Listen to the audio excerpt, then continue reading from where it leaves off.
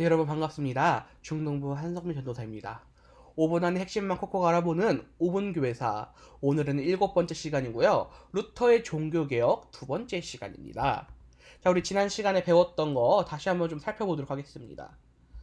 루터의 종교개혁의 핵심은 믿음으로 의롭다함을 받는 것이다 라고 했습니다. 우리가 이것을 네 글자로 무엇이라 한다고 했죠? 네, 이신칭의로 말한다고 했습니다. 두 번째, 루터는 기존의 면죄부에 대항해서 이 이신칭의의 교리를 주장했다라고 했고요. 그로 인해 루터는 1517년 10월 31일에 95개조 반박문, 기존 교회와 이 면죄부에 반하는 95개조의 내용을 적어가지고 게시함을 통해 종교개혁을 시작했다라고 했습니다. 그리고 이 루터의 종교개혁의 중심 교리 중 하나가 다섯 솔라, 5 솔라라고 했는데요. 그 5 솔라가 바로 이것이었죠.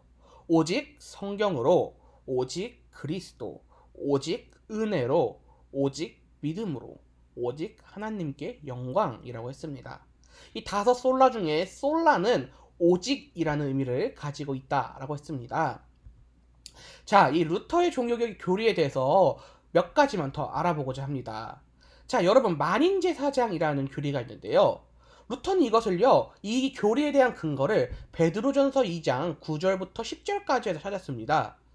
자, 베드로전서 2장 9절부터 10절까지의 말씀, 전도사님 잠깐 읽어보면요. 그러나 너희는 택하신 족속이요, 왕같은 제사장들이요, 거룩한 나라요, 그의 소유가 된 백성이니 라고 나와 있고 뒤에 쭉 나와 있습니다.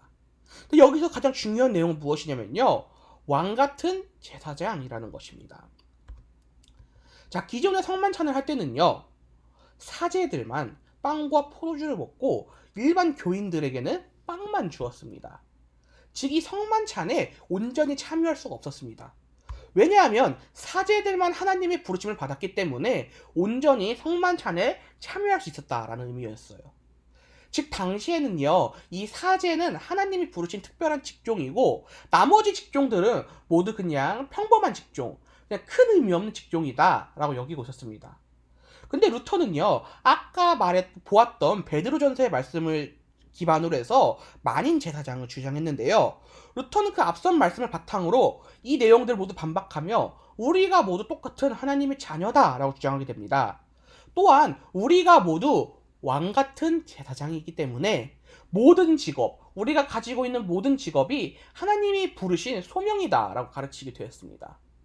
그래서 이 교리를 주장함을 통해 우리가 모두 똑같은 하나님의 자녀고 우리가 속해 있는 모든 직종, 그것이 다 하나님 부르신 소명이기 때문에 모든 사람이 성만찬에 온전히 참여할 수 있어야 된다라고 주장을 해서 이로 인해 우리가 성찬식을 할 때 빵과 포도주를 모두 먹게 되었습니다. 자, 루터의 종교개혁의 교리, 좀 다른 거 살펴보게 되면요. 바로 성서 번역이 있습니다. 사실 교리라기보다는요, 루터의 종교개혁에 있었던 일 중에 하나인데요. 만인 제사장을 바탕으로 모두가 왕같은 제사장이기 때문에 예전에 모두가 참여할 수 있게 되었습니다. 이 예전은 예배 순서라고 생각하시면 될 것 같아요. 예배 순서에 모든 사람들이 동일하게 참여할 수 있게 되었는데요. 기존의 성서는 헬라어로만 되어 있었습니다.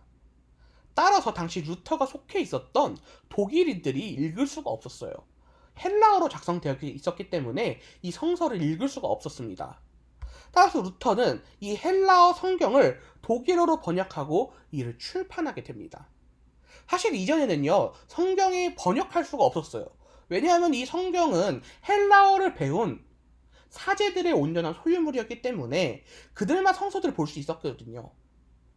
하지만 루터는 만인 제사장을 주장함을 통해서 우리가 모두 똑같이 예전에 참여할 수 있고, 그렇기 때문에 이 성서가 번역되어서 모든 사람들이 쉽게 성서를 볼 수 있어야 된다라고 생각을 하고 그렇게 해서 번역을 해서 출판하게 되었습니다.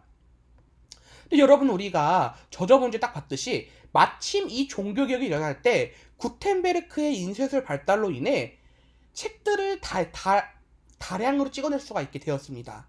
따라서 이 독일어 성서는요, 널리 보급되게 되었고 당시 많은 독일 사람들이 이 성서를 읽고 하나님의 뜻을 발견하게 되었습니다. 한번 정리를 해보면요, 루터는 베드로전서 2장 9절부터 10절에 근거하여 만인제사장을 주장했습니다. 이 만인 제사장은 우리가 모두 똑같은 하나님 앞에서 자녀이고 모든 직업은 하나님이 부르신 소명이다라는 뜻이었습니다.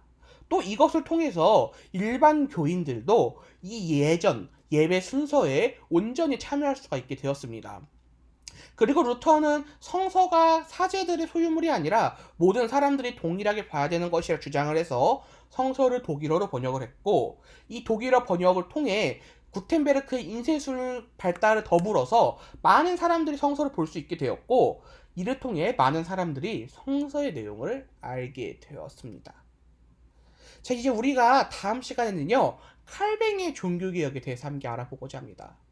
이 칼뱅의 종교개혁이 중요한 이유는요, 우리가 지금 믿고 있는, 여러분이 다니고 있는 이 난곡 신일교회의 교리의 근간이 바로 칼뱅으로부터 나왔기 때문입니다.